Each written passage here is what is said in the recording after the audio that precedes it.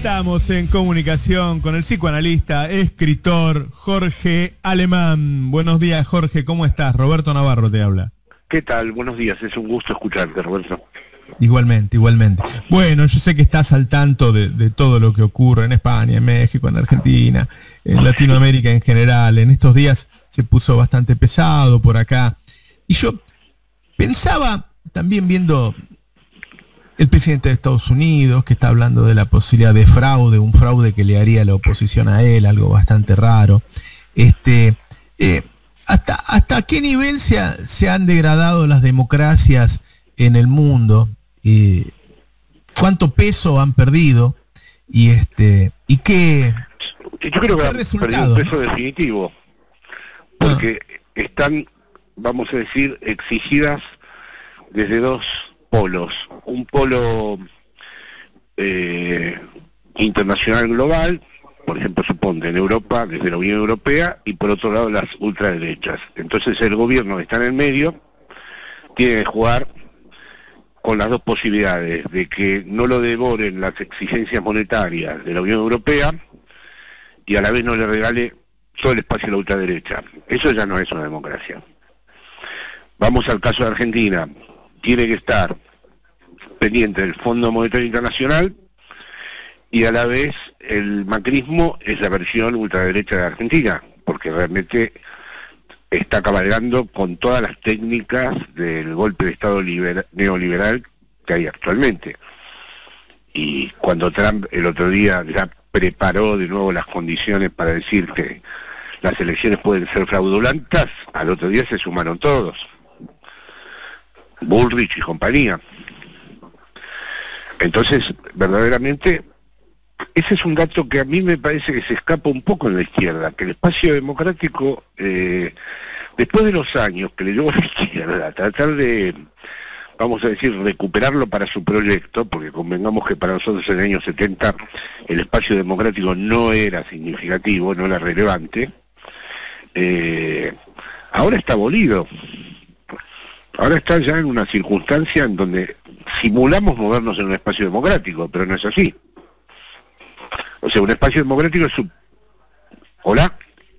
Sí, ¿qué tal, Alemán? Fernando Siveira. Sí, perdón. Sí. No, un espacio democrático supondría una dialéctica en donde ambas instancias, oficialismo y oposición, de algún modo se reconocen como adversarios.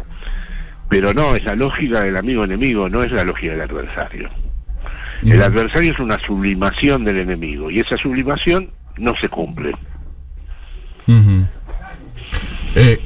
Sí, Alemán, ¿qué tal? Fernando Siveira, buen día, ¿cómo va? ¿Qué tal, Fernando? Bien, muy bien. ¿Y vos ves un peligro destituyente efectivo acá en el país con estas posiciones que viene adoptando la oposición? Bueno, no me gusta, dada la inestabilidad de la realidad actual, las incertidumbres que abre, los interrogantes, yo no pronosticaría, así como si tuve desde el primer día la certeza de que el macrismo era un grupo de tarea de desmontaje, porque realmente el kirchnerismo fue una contrahegemonía dentro del neoliberalismo. El kirchnerismo no estuvo nunca fuera del neoliberalismo. Ese es un debate que tuve con varios compañeros y compañeras. Y le iba a resultar muy fácil al macrismo desmontar eso. Ahora no sé, pero no me resultaría improbable que un día el gobierno quede estrangulado. Porque además el gobierno tendría que encadenar ahora una serie de milagros económicos y sociales dentro de la pandemia. O sea, la pandemia juega muy a favor, contrariamente a lo que decían muchos teóricos, juega muy a favor de las derechas la pandemia. Porque la pandemia introduce el acto performativo. Lo veo acá en España. Sabés que acá en Madrid ha habido, perdón que nos tuteemos, ¿no? Pero yo soy mayor que ustedes. No, por favor. Fernando, por ejemplo, acá en Madrid estamos todos de nuevo confinados. Y el verbo que usan es, no cierran, no nos dejan. Es decir, es una paradoja que el gobierno de coalición del PSOE, del Partido Comunista y de Podemos impone. Y la derecha es libertaria. La loca que está de alcalde de acá, abrió todos los bares, todos los restaurantes se destruyó ya todo. Sí. Todo lo que se había avanzado, ya se saturó de nuevo todo el espacio sanitario, ya... Bueno, esa es otra reconversión que habla de que la democracia ya está...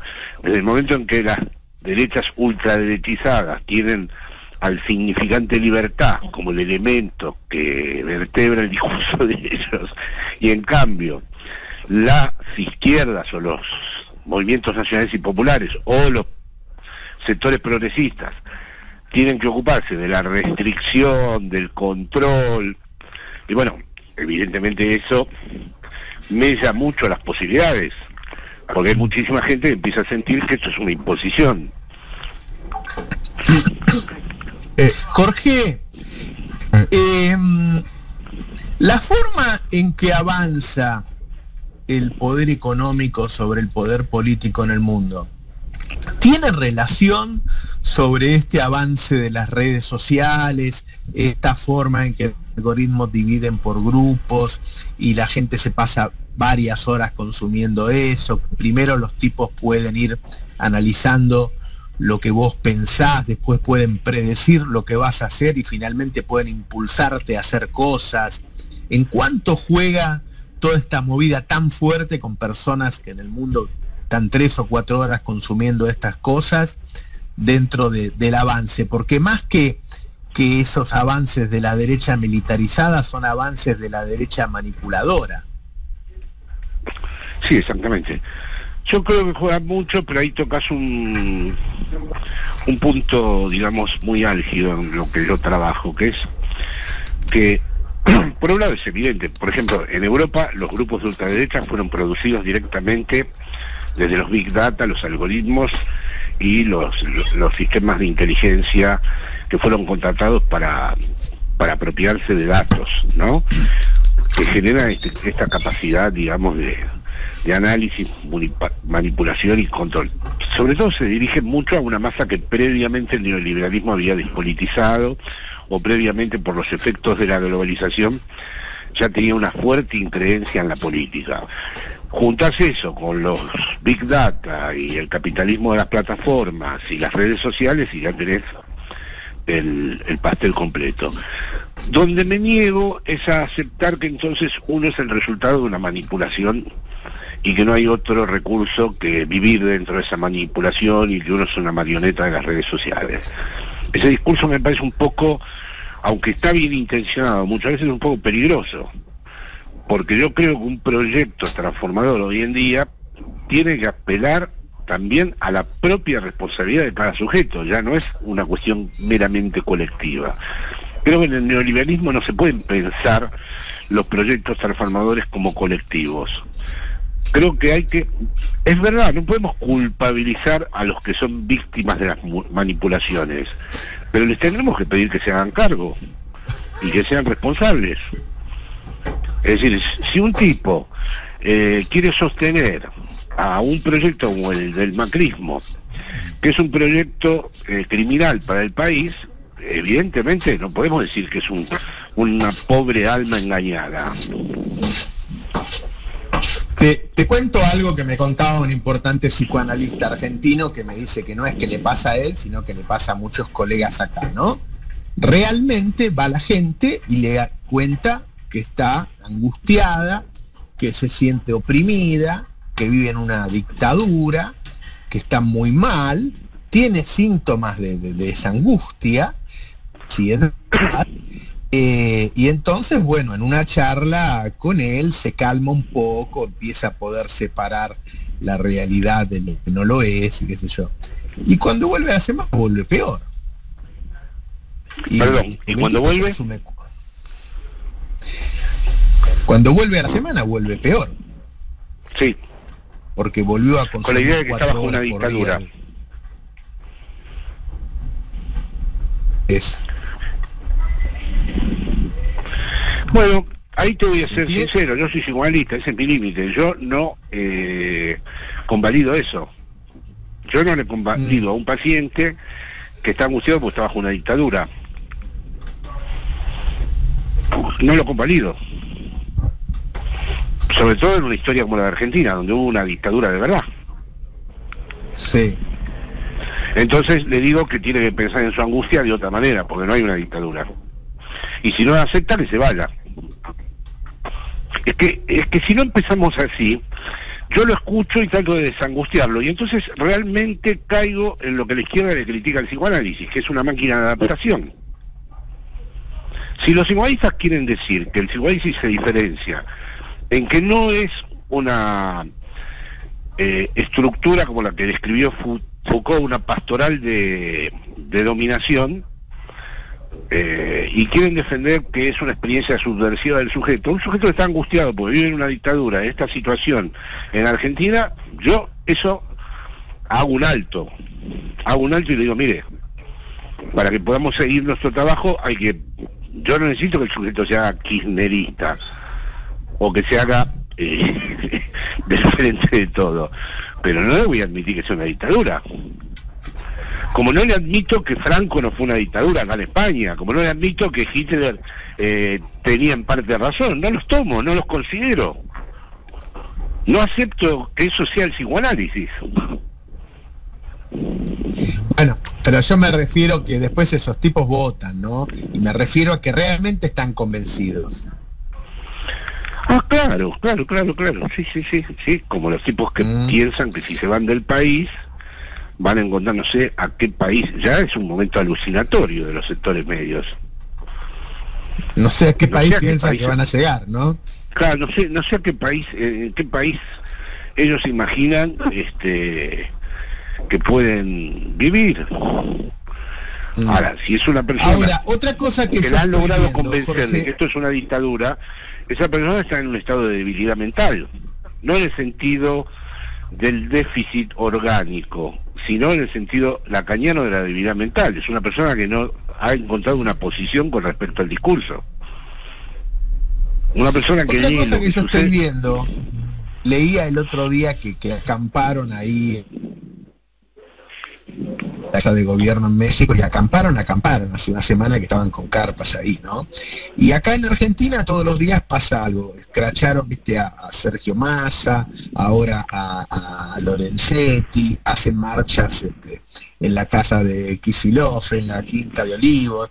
Es decir, empiezan a coquetear con la violencia, ¿no? Bueno, pero eso sí es una técnica de las redes, ¿no?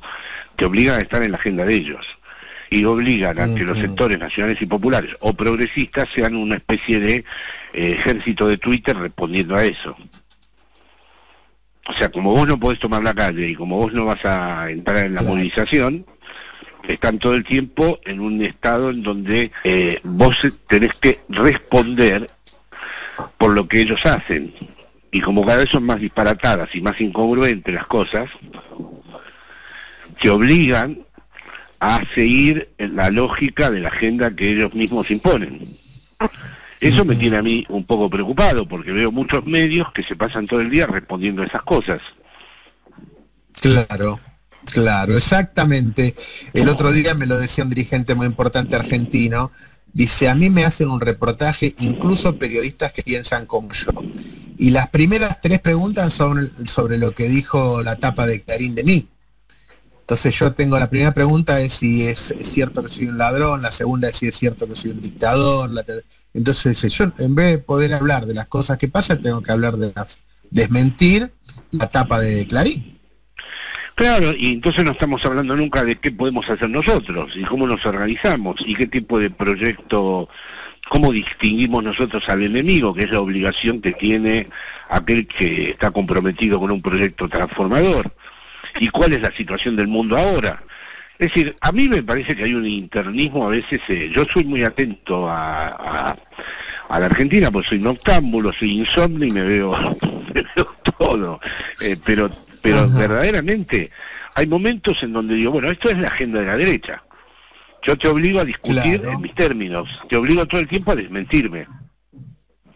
Claro. No, el tema es hasta dónde uno puede llevar a cabo proyectos políticos y económicos si no tiene la posibilidad de narrarlos, de explicarlos, de hacer que tomen carnadura en la sociedad, ¿se entiende? Es tal cual, pero uno de los motivos que se nos puso mal el asunto entre la pandemia y lo que hace todo el tiempo la derecha con sus pasajes al acto, es que nos obliga a estar a la defensiva explicándonos y no a verdaderamente construir un relato afirmativo, a componer Así algo es. afirmativo. Así es. No, y uno piensa, bueno, imagínate que en todos los países lo que hay que hacer ahora es sacar a la economía del lugar donde dejó la pandemia, cosa que da un laburo enorme. Y en general, yo le decía al público, cuando hay situaciones internacionales, como ha pasado con las crisis financieras, los oficialismos pierden la elección, por más que sea un hecho exógeno.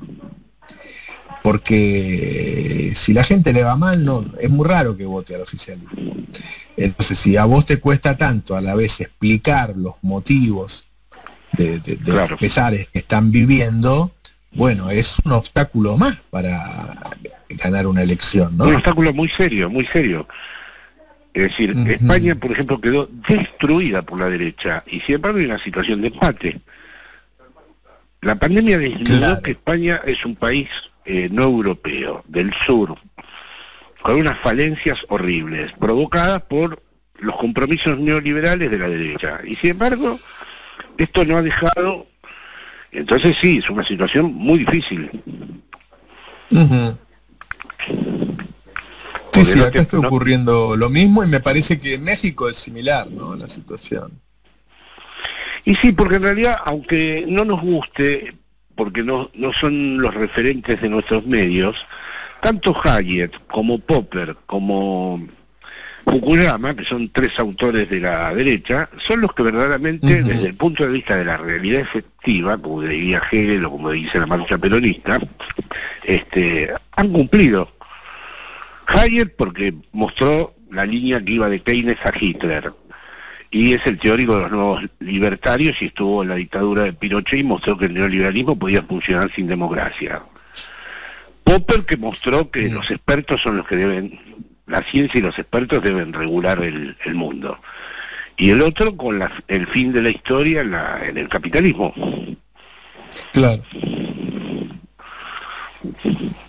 O sea que ahí verdaderamente hay todo un trabajo en donde primero hay que atravesar el desierto. Sí.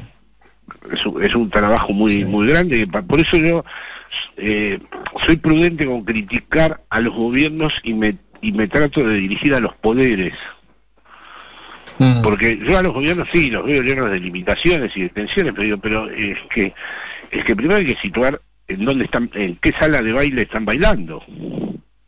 Claro. Claro. Claro.